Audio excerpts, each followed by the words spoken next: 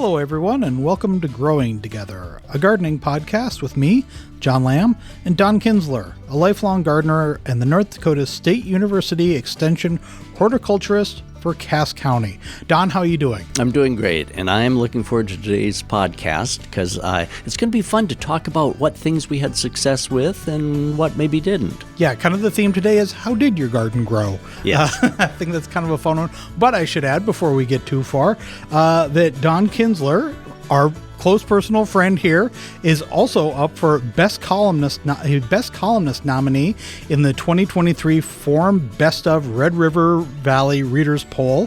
So all of you listeners out there can log into inform.com and look for the Best of the RRV trophy icon in the upper top left corner of the page. Go to the Arts and Entertainment section and vote for Don as the best columnist and as this show for best podcast. I think that's kind of a fun thing, and it's good to get some kind of recognition like that, isn't it? It is. And yeah, thank you to all of those of you who are listening today. Yeah, and the people who nominated. That's always kind of nice. That is. I was surprised, pleasantly surprised. Yeah. Well, hey Don, why didn't anyone laugh at the gardener's jokes? I don't know. Because they were too corny. well, of course. And that almost that's almost kind of like a season-ending joke for us because now that we talked recently about kind of putting the garden to bed and things to do, we're going to kind of look back and talk about kind of what worked for us and what didn't in our garden. And Don, you've been doing this. You've been a garden enthusiast for lifelong, as we've said earlier, but for so many years. Do you often look back at the season and think like, oh, what did? And do you take notes? All the time. I always look back and see kind of what did good, what didn't do so good. Just kind of reflect in my mind, especially looking towards next year. So what are the things I want to plant again? What are the things I'm going to leave behind? So I'm always looking at it with next year greatly in mind. And do I write them down? Yes, I do. I would like to do more of a perfect gardener's journal, and I will.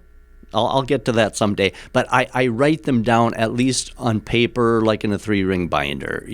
I wish I had the beautiful gardening journal that someday somebody could look back at. But right now it's more like scribbled notes. But it works for me because the main thing is that we write those down. Because unless other gardeners are a lot different than me, we think we're going to remember. I always think I'm going to remember which tomato it was that did the best. And then next spring, I'm usually asking my wife, Mary, now, what tomato was that again that I was supposed to remember? As though she's supposed to remember for me.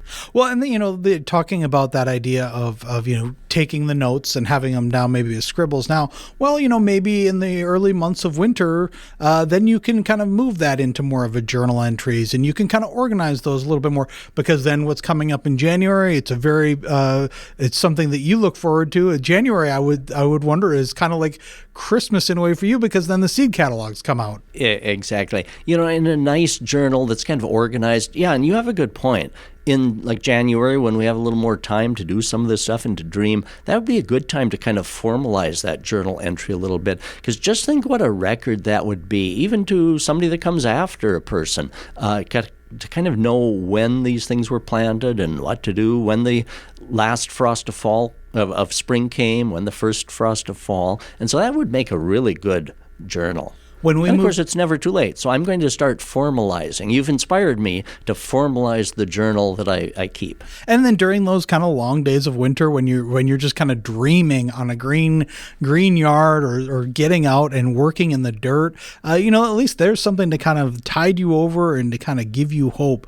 That idea of a journal, it wasn't quite a journal, but when we moved into our house, the previous owner, she made photos and she had lists of all the plants in the yard. And I thought that was nice. So great and so much appreciated, because we had no idea. We had no idea what we were doing or getting into. Sam had done a little bit of maybe some patio gardening, maybe some yard gardening, but we had no idea where we were even getting started. So it is that idea of being able to have those thoughts organized and located and knowing, like remembering, well, this area doesn't get as much sun or this area doesn't drain as well. All those things are very Right, important. and even the exact cultivar name of some of those things, if there is a record like that, man, what a value to you. For example, in a perennial garden, if a phlox, okay, we maybe know it's a tall phlox, but if it was recorded that it was David white phlox, then we know, oh, that's a little more disease resistant.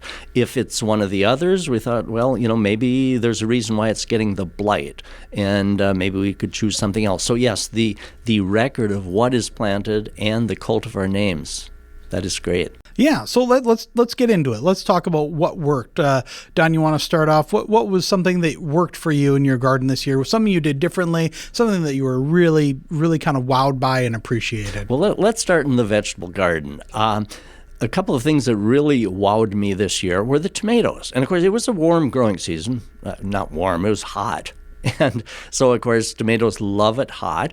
And so the tomatoes that I chose, the 3 types, and I chose them because I've had good luck in the past. One is a Big Beef, one is Celebrity, and I tried a new one called Mountain Fresh Plus. And that ended up being a really nice one, Mountain Fresh Plus. Okay. So I try to add a couple of good standards that I know are going to be good, Big Beef, Celebrity, and then the Mountain Fresh Plus turned out to be a really good meaty tomato, ripened well in our area. And then, of course, Sun Sugar, the cherry tomato. You've turned me on to those years those are ago. awesome. And I was at a dinner party maybe last month, and I brought some of those on a little plate with some other things, and people were just amazed by them. They were like, "What is this again?" It blew their mind. Yeah, that's a good variety. And watermelon. It was a pretty good year for my watermelon. Now, I did 2 types. One is a Sweet Dakota Rose, which is from Prairie Road Organic at Fullerton, North Dakota. The other one is a larger watermelon called Sangria, and both ripened really, really well. And the taste of a homegrown, vine-ripened watermelon. I should have brought a sample in for you, John. Yeah. Next year. Here I'm describing how wonderful we'll put this that is. in our notes for next year. For next year, exactly. So Sangria did really, really well for us. And now onions. What I get a kick out of, none of us, it doesn't matter how long you've been gardening. We can all learn something new. A couple of years ago, I learned something new about onions. Now, I always planted onions from sets, the dry sets you can buy. I did that because that's what my parents did. So I grew up planting these dry sets, and you always got a decent onion. But a couple of years ago, I was visiting with an old gardener, and I saw his garden, and he had these great big, huge, softball-sized onions. And he said, "Wow, how'd you get those?" He said, "Well, the key is doing plants. Not sets, but plants." Okay, you can buy plants, onion plants. They usually come in a bunch or maybe in little cell packs. But you can buy them at garden centers, or you can start your own. So I've started my own onion plants. You have to start in about February. I grow them under lights in the basement. And wow, growing your onions from plants, you transplant these little plants out into the garden. And that makes all the difference. So I've quit using onion sets. Sweet corn. I planted American Dream, which is one of the super sweet corns. And I figure as long as you're going to plant sweet corn, why not have one of the sweetest possible, And boy, because with butter and salt and that sweetness. So American Dream was an All-America winner. So anyway, we got one harvest, one picking off. And wonderful. And so then a couple of the others, the other corn that I was waiting to ripen, the American Dream, it didn't all ripen at the same time is what I'm trying to say. Okay, so then I was waiting for the next picking and wanted to get fully ripe, just at the right stage to pick. Well, the evening before, the raccoons got into the patch. Ooh. They stripped everything. Ooh. And so we got nothing else off of it. And we have our garden fenced, but raccoons, they can climb and do all kinds of things. They figured it out. And so there went that.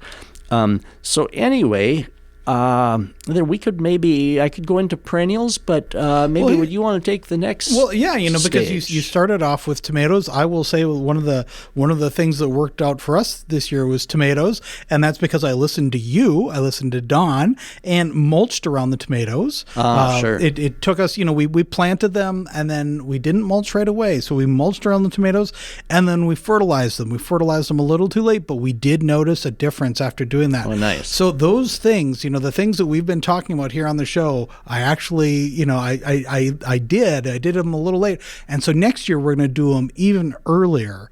To the point we had so much success, especially with the sun sugars. I've got to figure out a different caging system because they will sprawl. They just keep going. They're still growing. No, you had your vegetable garden in a large container. Yep, we have one. Was it like a watering trough? One was our tomatoes we put in individual planters, and then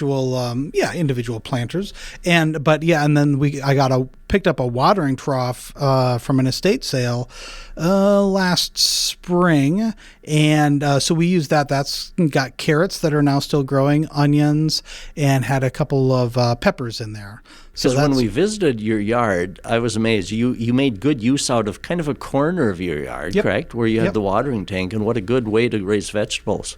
Yeah, and so that was really kind of nice. And I think we will be looking at maybe expanding that area or doing something different with it, trying to figure out where, because we've got a fence next to it, well, you want to get it far enough away from the fence so that when the sun's on the other side, it's still getting plenty of sun there. So, yeah, we may move some stuff around. But this is the biggest year we've had for doing vegetables because we're doing some raised beds. We've got another raised bed that's actually up on legs, and that's that's a good one. But boy, I think tomatoes we're going to have to look at doing those closer to the ground because those will spill over, especially those sun sugars. Right.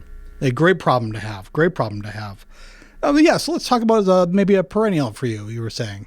Yeah, in the perennial garden, it was an interesting summer for perennials because the perennials that start blooming kind of earliest, the peonies, unfortunately we had lots of 90-degree days early when the peonies were blooming. And so I was disappointed because the peonies only lasted a couple of days and then the heat just plops them apart. Same with iris. We had hot days when the iris were blooming, and they're used to blooming when the temperatures are moderate, in early June or so. And so the iris didn't last long at all. So I was disappointed. But there was one iris variety, not that it did special this year because of the heat, but one iris that I always enjoy is one called Immortality. It's a white, and it's a reblooming iris. Okay. It did not rebloom this year, but many years it will rebloom again in September. So it's kind of fun to see an iris blooming in September when they bloom in June. And, it didn't make every year, I suppose this year because it was more hot. But anyway, I enjoyed Immortality for the few days that it did bloom, and it didn't make it this year. One perennial that was just awesome again this year, giant fleece flower. Oh, yeah. A giant fleece flower. You've written about that a couple times. Yeah, and that gets over head high. Yeah. Or at least my head. I'm about 5'9", I guess. So anyway, it approaches 6 feet tall, and so it's for somewhere where you want to fill a background or a big space. It comes from the ground each spring and produces these big poofs of creamy colored flowers. It looks like it would be a shrub. And but it's a perennial that comes from the ground level, and so awesome.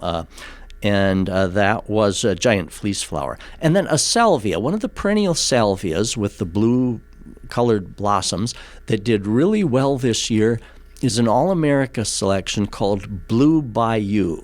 Not the bayous like are in Louisiana, but Blue Bayou, B-Y and then Y-O-U, Blue Bayou.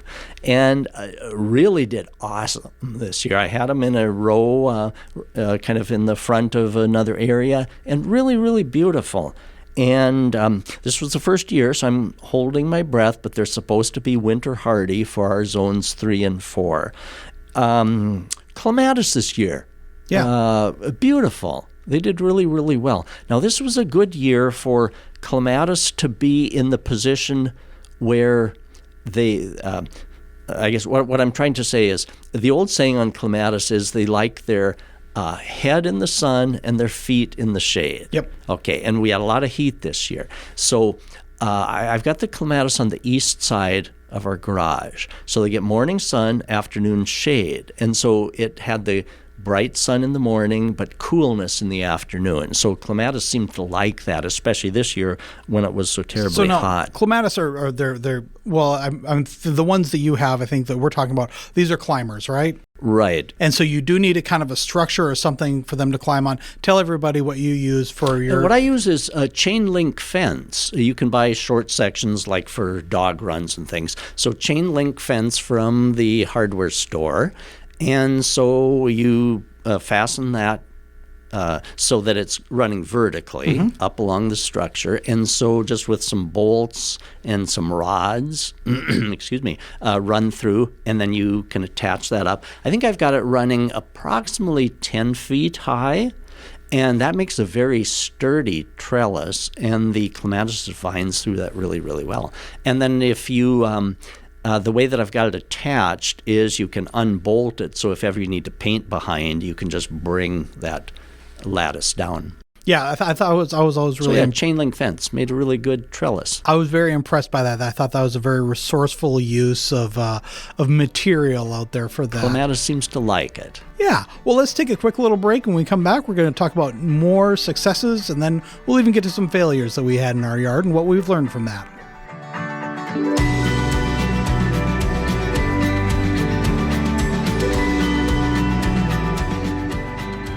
Get 3 months of local news for just 99 cents a month. You'll get unlimited access to the news you need to stay engaged and connected to your community.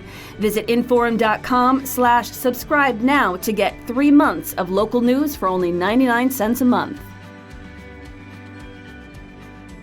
All right, we're back. We're talking successes and failures in the garden with Don Kinzler. And Don, I want to back up for a second because we started off the show, or we started off this segment talking about tomatoes. And I want people to know this is always something I think is really, really very interesting. You talked that you planted 4 different kinds of tomatoes, right? Correct. Right? But how many total plants did you plant? Well, 12 of, I did 48 of the standard tomatoes and then 1 sun sugar. I think that's just great that you know what you like and you plant for bulk. Yeah, so 16 of 3 varieties and then 1 of the sun sugar. Yeah, that gave us plenty to eat, plenty to can, and so yeah. An interesting challenge like for tomatoes. Okay, you have your set varieties and you kind of you need to plant those, but you also want to try something new. Because there's so many varieties. Yeah, that can be a challenge for any of us gardeners. You don't want to totally let go of something you know is going to work for you, but yet you want to try something new. So that's why the problem for next year, I want Big Beef, I want Celebrity, I tried Mountain Fresh, and that one turned out really good, so I'll want that. But now there's the problem. If I want to try something new, what am I going to do? Pretty soon I'm going to have, that'll be maybe like 64 tomato plants. That's going to be a lot of tomato plants. Well, let's get back to talking about some perennials, things that we use. Well, maybe not perennials, but as far as flowers in our garden, one of the things that we realize is not. If you make a mistake, you don't have to stick with it. That you can. This is our first year of so when something didn't work out, we changed it, and that was a very rewarding thing to do. We had some plants. We used some hanging baskets along the fence, and we noticed probably about mid-July. They really weren't working for us anymore. We really weren't liking them, and so we changed them up. And we put in some different things. We added a lot of coleus this year, so we even put in some coleus in a hang basket, something we never really thought of. They're still doing really well to this day. And so that idea of, you don't have to be so set that if something doesn't work, you can change it and kind of change it on the fly. And that's okay. You know, we had plans and you kind of have to change plans sometimes. And that was kind of a good learning lesson for us. You're right. And I got to give lots of good credit to our garden centers, especially the locally owned, because they keep good material on hand for us. Yeah. So that allows a person in the middle of summer to change things up a bit. Now, I'm curious, what happened to them that made you think that you want to change them out? Sun or just wrong plant, wrong place? Yeah, I think it was exactly it. It was that we didn't like the pairings of some of them. Some of them we did keep. Some of them just weren't growing like we thought that they would in a hanging basket. And I can't remember the names of all of them. But some of them that we had good luck with last year, I think the arrangement just didn't work this year. So we switched it up, and we went with the one bad thing was that they did this in July, so the stock was somewhat picked over. But we were able to go in there and we were able to find some things and make it work, and I thought it worked out really pretty well. Great. So what about some back to perennials, some perennial things that worked for you this year? Yeah, and one of them, I guess it's a little bit of a stretch to call it a perennial, but roses. Yeah. Well, they're a perennial.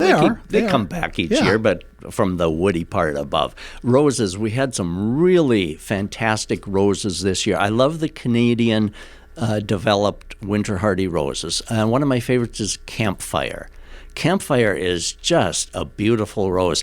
The colors are a blend of cream and yellow and pink and reddish, all on the same plant. Campfire rose is absolutely beautiful, developed in Canada. The hardiness is really, really good. And I like the Morden series of roses. Morden Blush is a really nice, kind of a pastel pink, beautiful.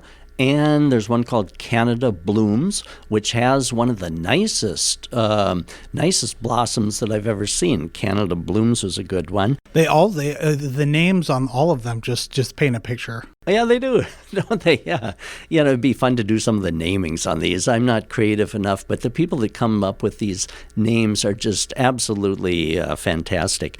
And a shrub that did amazing for us this year, as long as we're talking about things that come back each year, are aronia shrub. Okay. Beautiful. That aronia shrub is a nice landscape type shrub, nice dark green glossy foliage, and it produced about 2 ice cream buckets full of aronia berries. Good. And I maybe mentioned this before, but I need to bring us aronia berry muffins. We've started making those. Yeah. And, of course, the berries freeze really, really good. And you can use them as you do blueberries. And so, sometime one of our podcasts we'll be sitting here sipping coffee and eating aronia berry muffins. You're talking about freezing berries. This is a little bit of a diversion, I guess, but there is a benefit to freezing berries when it comes to baking that I didn't realize. What is that? We were watching a baking show the other day. Well, if you frozen blueberries, they won't kind of leak their color. They won't weep their color like a fresh blueberry that maybe you've had in the fridge for a couple of days, so that they won't turn the batter blue, or in the case of aronia berry, same.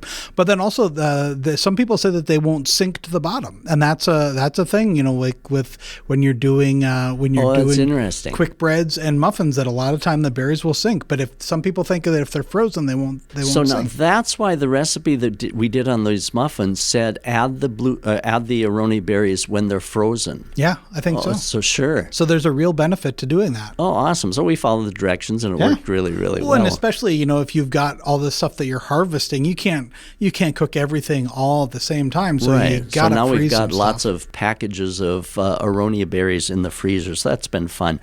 Another actual true perennial that I'm trying for the first time this year, so far so good, is the igloo variety of mums. Okay. And of course, mums are one of the best fall blooming perennials. I mean, we all the stores are full of the potted mums, but not all those are going to winter. But there are some perennial varieties of mums that have a better chance of surviving winter when planted out into the flower garden.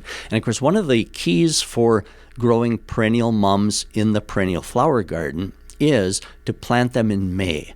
They need that whole season. So from one of the locally owned garden centers in May, I bought a couple of colors of igloo just like the Eskimo igloo. Igloo mums. One is a kind of a reddish, and another is yellow. And they're blooming now. They're beautiful. I'm going to give them a little bit of winter protection, and hopefully they'll come back next May, because mums are definitely borderline in hardiness for us, even the adapted type. But the key is to choose one of these adapted types. And they came from Bergeson Nursery up in Fertile, a good locally owned garden center that supplies good material for our area. And so with mums, a lot of people will have those in planters, like up on their steps or on their porch. You have these in the ground. These are in the ground, correct? So how will you protect them for the winter? The ones typically that you buy as potted, that are already blooming and showy, they're shipped in. Yeah, they're generally shipped in, and they're not ones for our perennial gardens. Right. They're to enjoy as a potted plant. It's an annual. In the fall here. And so the key is to choose a variety that has some winter hardiness that the locally owned sell, and plant them in spring so they've got the whole season to root into your flower garden, and then give them some protection. So what I'm going to do is I've got the area around mulched with wood chips, shredded wood product. So the way I'm going to protect them is I'm going to pull that shredded bark up over the plant after we get a few frosts. Okay. And so really talking about November is about the time to start protecting some of these borderline perennials. So that's what I'm going to do, is pull that mulch up and over the plant. Boy, with a name like Igloo, I certainly hope that it lives up to its name and can survive a winter. I have high hopes for Igloo, because wouldn't it be nice if, and there are different varieties that have decent winter hardiness. One is Mammoth mum that developed at University of Minnesota. Another is the Min series, like Min Yellow, Min Autumn, developed also at University of Minnesota. They have better winter hardiness than others. So the key is to check at your garden center and buy them in the spring and plant. Yeah.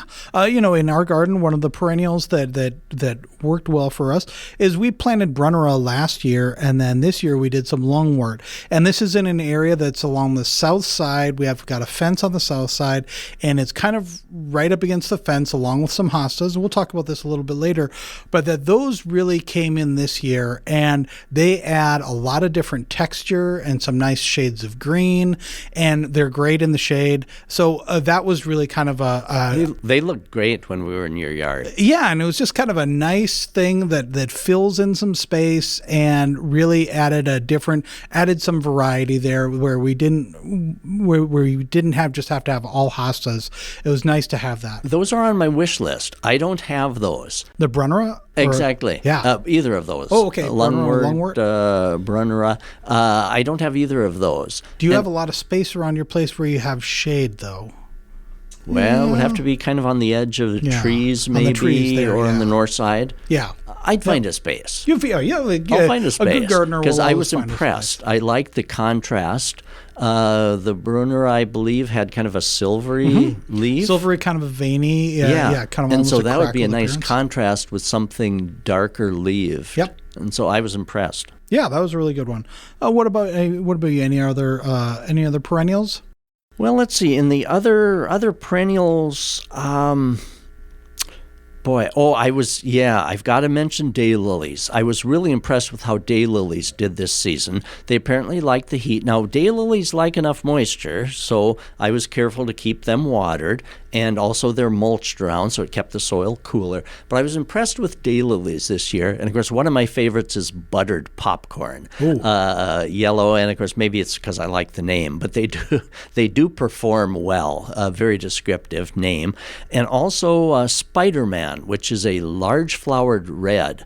And so if you think of daylilies as being our grandmother's daylilies, they aren't. And I mean, our grandmothers were great gardeners, but they didn't have as many good varieties as we had. I don't remember seeing a red daylily. No. Yeah. And so daylilies back in those days were more of kind of like a weedy daylily. If you couldn't grow anything else, stick these in, and they had a little smaller orangey-like flower and really weren't that nice. So better times now for gardening, and Spider-Man, great big huge red flowers on those. And so there are so many daylilies that are so great. Primal Scream, I love the name on that one too. Primal Scream daylily, a bright, vivid orange.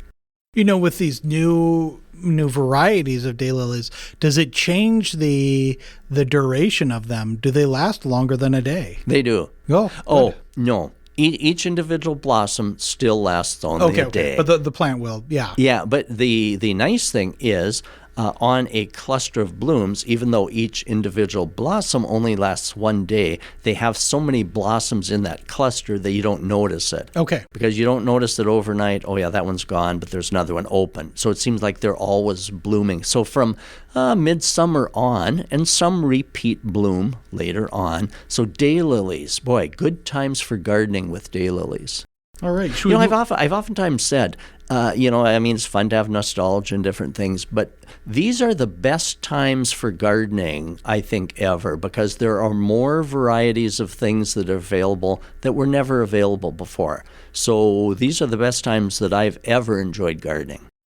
Let's talk about any annuals that you did this year, that you any luck with, or anything different that you did with annuals? Oh, and I love annuals because they just give a season-long bloom. I love perennials because the perennial bed is always changing. Mm-hmm. You've got the early bloomers, the mid-season bloomers, the fall blooming, so it's continually changing. But I also like annual flowers because they give that season-long pop of color. And, of course, for planters, annuals are what's needed because perennials don't tend to winter well in a planter. And so annuals, some of my favorites. One is the best yellow petunia that I've ever seen, and that is called Bee's Knees. Oh, okay. Bee's Knees. Looks great in either an in-ground flower bed or in containers. It's absolutely phenomenal. Bee's Knees petunia. And let's see, a couple of other things. My favorite marigold, in kind of the taller, well, not tall, but maybe 2 feet, is one called Big Duck Yellow. Okay. Great, big, massive yellow blooms. For years, my favorite was one called First Lady Marigold, which was really, really good for decades. But Big Duck Yellow is better than that. So I discontinued First Lady and went with this. Cleome. I like Cleome. Yeah. It grows 3 to 4 feet tall, something for the background, and the flowers are just unique on Cleome, so I always like to include that. Zinnias, boy, lots of nice new zinnias. I like some of the shorter zinnias because I plant annuals in front of the perennial flower bed. Okay. And for my situation, I don't want too many of the annuals being too tall, or I can't see the perennials behind them. So I like lots of lower growing. And there are some zinnias that fill that bill. For example, there's a series called the Holly series, H-O-L-I, Holly zinnias. There's a Holly Scarlet that was an All-America winner, by the way, too, so well tested. And by the way, when you see that designation, the All-America selections, it's kind of a red, white, and blue, a little symbol that you'll see on keg.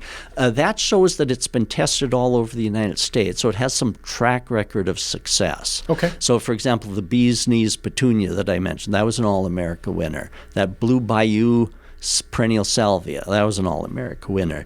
And so the Holly Scarlet All-America winner is a beautiful big blossomed red zinnia on a compact plant, so it doesn't get so tall and whippy. And another one that I really like on the low-growing zinnias is one called Profusion Red and Yellow Bicolor. Okay. It has an indescribable shade range of colors, from kind of muted scarlets to kind of a yellow and orange, and I'll share these photos. And by the way, we're going to share photos of some of these plants we're talking about. We'll share those on the Instagram that's linked to the podcast. Our show Instagram page, the Growing Together exactly. podcast. So Instagram we'll page. put up photos of these. So when I'm not able to describe all the beautiful muted shades of profusion red and yellow bicolor zinnia, well, picture's worth many, many words of me trying to rumble through it here. With zinnias, that's something we didn't do them this year. We've never done them, but I think we're going to do them next year. We're going to try to do a zinnia path kind of along the walkway as just as kind of a way to lead up to the house. So we thought that would be kind of a nice, because zinnias they'll grow in really well. There'll be a solid bunch of color. It'll be kind of a solid mass. Then if we can get that going, and we think that and they like the heat. They're fairly carefree. Yep. And good. You can trim them. You can cut off a couple of stems and bring them inside, and you've got an instant bouquet. Yeah, exactly. And one little tip that I always have to remember the following spring is when you're planting zinnias. The growing point. If you pinch that out, where you pinch out that growing point, two shoots appear. Oh. So you've automatically doubled what you're going to get. So as soon as it starts coming up, you just pinch it off? Yeah, exactly. So even if you buy the starter plants, if you pinch out what's called the centers, I learned that from my mom years ago on lots of bedding plants. You pinch out that center or kind of cut it back, and then it'll branch out. So you maybe lose that first weak little blossom that was on there, but the end results are great. Make up for We'll it. talk about more about that next spring when it's kind of time. Oh, another beautiful annual is a Victoria salvia. Now, some of the salvias are perennials, but there are annual type of salvia that'll be killed by frost. Blue Victoria salvia, the spikes of that are just awesome. That, along with the yellow duck marigold, make a good combination. And petunias. I like the tidal wave hot pink. Okay. Because for a flower bed, in a mass planting of tidal wave hot pink, they get almost 2 to 3 feet tall, just a big mass of color. Yeah. You have them in your front, exactly. Right? Yeah. And so this big, tall growing mass of petunias was that one. So I had a good time with the annual flowers too. And petunias I like because that's something that we haven't been fertilizing. We haven't been feeding the petunias, and I understand they even do even better if they are fed. But they do need a lot of water. They take a lot of water. But so even with us, still being relatively new at gardening, petunias always are a big impact and a big showy element. We have them in hanging baskets, and I think that they're really and great. They've come up with some beautiful ones that do so nice in hanging baskets. Well, speaking of hanging baskets, that was one of the big things that we did this year that we had a lot of success in. Not just necessarily hanging baskets, but working with different heights, working with different planters, and then you develop, especially in areas in your yard where maybe you don't want that to be a garden bed, but you want something there to add a little element. So what I had some luck with finding some different tall planters at various estate sales or thrift stores over the last couple of years, and we were just been packing them in, and well, I shouldn't say packing them in, but we've been trying to grow stuff in those, and we had a lot of luck. We put them in late this year, but we filled them with coleus, and I'm showing Don some pictures here now. Those are beautiful. Coleus Had a lot awesome. And had a lot of great luck with those because coleus will just, as you know, coleus and some begonias there, some Rex begonias, they'll just grow and grow and grow. And you get, if you pair them, kind of considering the variations of the leaves and the colors, maybe throw in a sweet potato vine. It's hard to, if you look at these pictures, and again, we'll post these on Instagram, you can't even see the planter there. That combination is beautiful. You can't see the planter. Totally mounded up with beauty. Yeah, the contrast between the kind of brick red of the coleus and the dark shades of the sweet potato vine, and just absolutely beautiful. Yeah, and then those really, this is something, and that, like I was saying earlier, that a lot of garden centers maybe kind of picked over like around July. There's usually still some petunia or some coleus there, and you can usually get those, and they're still going good now. Here we are, we're talking at the very end of September. They're still looking good. Coleus, and I can never recommend enough, especially if you have places in your yard where some of these are more shade tolerant. So really great that is beautiful there. To get that amount of color that coleus provide even in a shaded area is pretty awesome. That is great. Well, I'm happy you said that your hanging baskets did well, because ours did not. And so when we're talking about some of the really good successes, of course, I've got to admit a couple of things that didn't do so well for us. And, of course, the raccoons ate the sweet corn. But also hanging baskets, we had it on the back porch. We tried a new spot, and the back porch gets the afternoon sun. So it got real hot. And I could not keep the hanging baskets watered enough. Even once a day wasn't enough. And they just wilted. And some of these things, if they reach a certain point of wilting, they just don't come back very, very well. Yeah. And so it's a signal to me to next year. I maybe need to switch what I had in there. I did have some hanging petunias, but maybe I need zinnias or something that takes heat better. But here's what I'm going to do too. I'm going to use some of the moisture control potting mixes that you see sold, because those have special ingredients that maintain the moisture better. One of those, I think, is the coconut coir. Am I pronouncing that? COIR. That holds moisture really well. And so I'm going to, in the hang baskets, use that special moisture control mix. I think that'll be a key also. We use coconut liners in our baskets, and then we have been using that moisture control potting mix. And we haven't done a side-by-side, so I can't verify, that this is tested. But we've had good luck with them. And again, we have more of a shady yard than you do. You get a lot more direct sun. But to me, that's been worth the little bit of extra money to pay for those. Yeah, and another thing that I do notice, it was the year of the insect. There were lots of grasshoppers hopping around through our flowers. And, of course, some of those leaf-hopping type insects can carry some disease. Yeah. So I got quite a few emails from people that had aster yellows disease, where your bedding plants kind of get this yellow, odd-looking, and it's a virus type thing for which there's no control, so you need to kind of pull some of those out. So I did notice a couple marigolds that had this weird kind of yellowing distortion, so I pulled those out and threw them in the garbage. And I also did notice spider mites on some of the marigolds, which cause kind of an early browning, and where it just kind of goes from kind of a dull green, the plant, to brownish. And so spider mites were bad this year because it was hot and dry. Was there also, was it a potato beetle or something like that? There was some kind of a beetle that was in our vegetable garden, and it caused Sam to pull up the radishes early.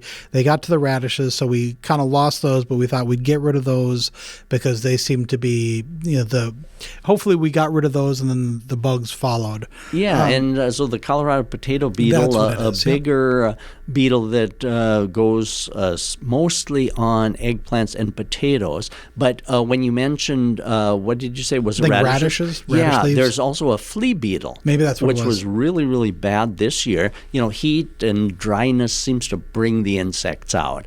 And so I noticed quite a bit of insect pressure this year. So, it's kind of fun to reflect on a growing season. So, we've talked about many things that have done really, really well. But, this wasn't one of my favorite growing seasons because it was awfully hot, and we didn't get timely rains in most of our areas. And one area that I really noticed that I was a little disappointed with was our lawn. I like our lawn to be a canvas on which the rest of the landscape is shown. A nice green area next to the perennial bed just makes the perennial bed look so much nicer. And so I like our lawn to be decent. I don't fawn over it, but I want it to be green and nice. And It didn't. It was brown and patchy. Yeah. And I wasn't the only one. So I was disappointed in the lawn. But it does have many of us looking at lawn alternatives. Maybe there are things that we can incorporate. And when we visited your yard, I was impressed because you were doing some alternative things for a little lawn area. Yeah, we decided this was our biggest success, was that we did a clover lawn on a patch in the back that initially had been a little kind of a rose garden area with some passageways through. And we didn't, that wasn't something that we thought that we would want to keep up. Plus, once we had dogs, we wanted something that the dogs could run through a little bit easier, free up some space. So we decided to do a clover lawn, and we got this bee lawn seed mix from University of Minnesota, and it took a while to take off. I'm showing Don pictures here. These are from August 10th.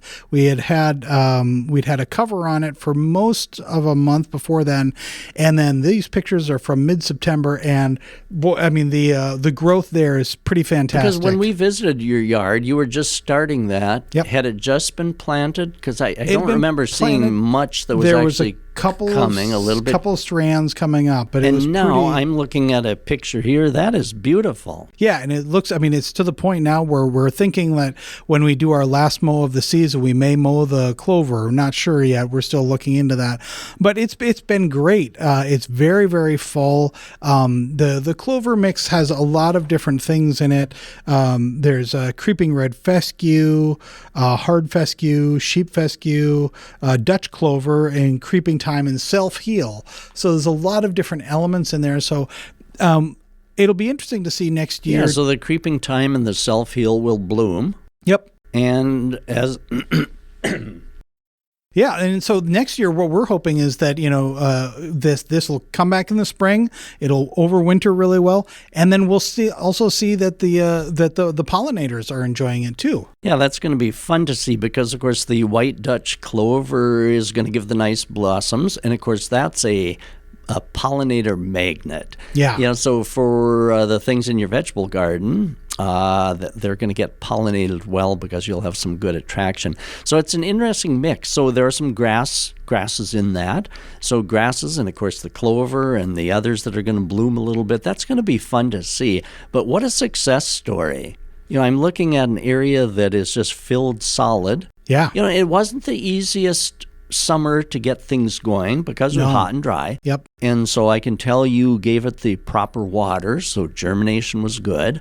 And so, nice success. Yeah, so really hoping that this winter is not too harsh on things that are relatively recently planted. And but we'll see. I think if we had to reseed it a little bit, we will.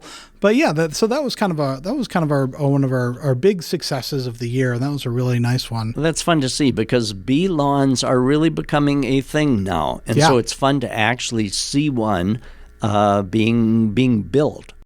Yeah, and talking about things that didn't work, in a larger scale, is that we didn't take our own advice here on this show, which is that we urge people to be patient and take some time. And in late spring, we thought we need to plant more. We need to fill in this area. We want to see this area filled in, and we did plant to fill it in. And then we realized probably in July, once everything was going great guns, they were just overlapping each other, and to a point where a little bit of overlap is okay. You don't necessarily want to see the ground in between things, but we had some plants that were just getting kind of buried by each other. So we're gonna thin things out and move stuff around a little bit, and that'll be good. It was a good lesson to learn, is that we have to be patient when we're if planting. There's one mistake that all of us gardeners have in common, I'm sure I'd be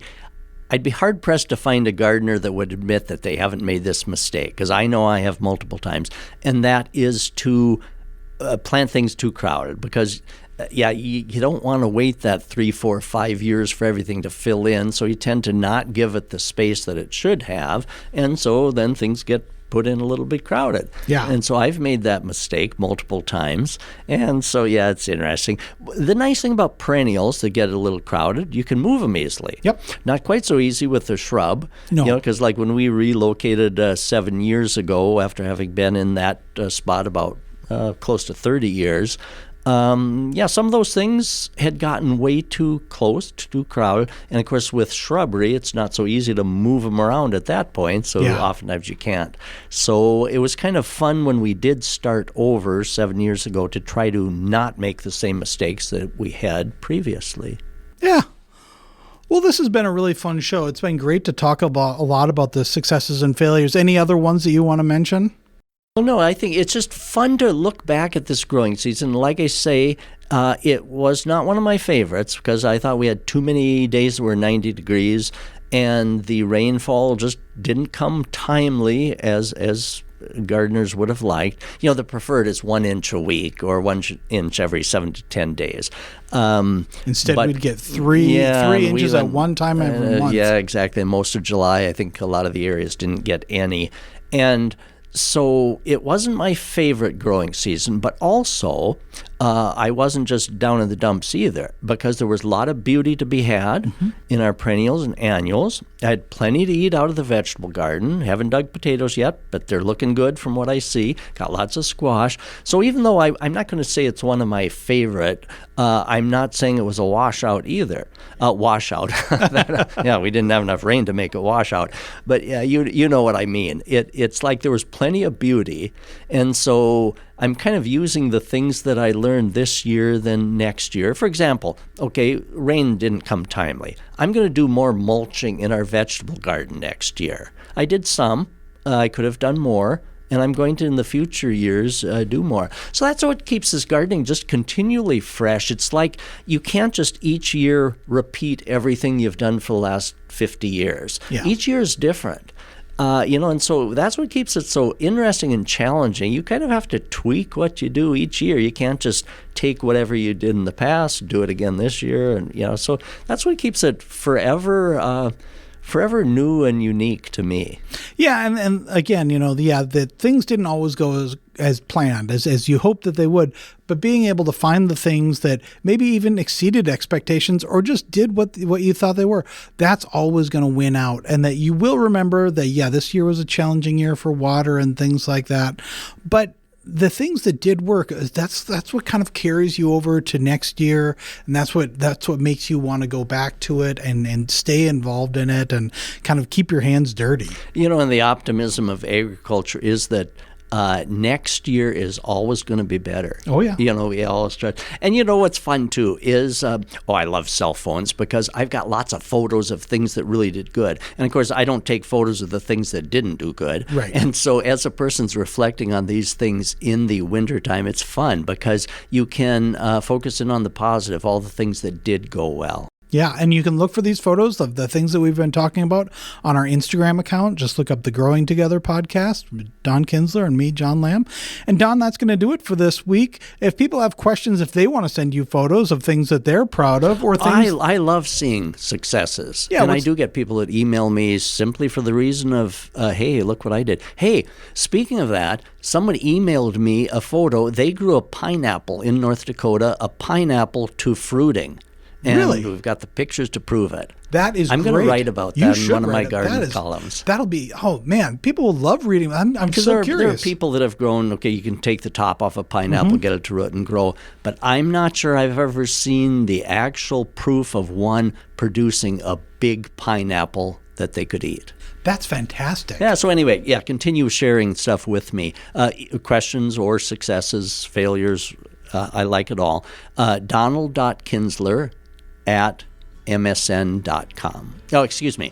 I almost gave my home. Let's try that again. Yeah. Donald.Kinzler@ndsu.edu. Well, that's great. That's going to do it for another episode. Thanks, everyone, for listening. Growing Together. Yeah, and we'll talk to you next week. If you're loving this podcast, be sure to check out our full lineup. From news and local politics to sports and true crime, find your next great listen right now at inforum.com/podcasts. That's inforum.com/podcasts.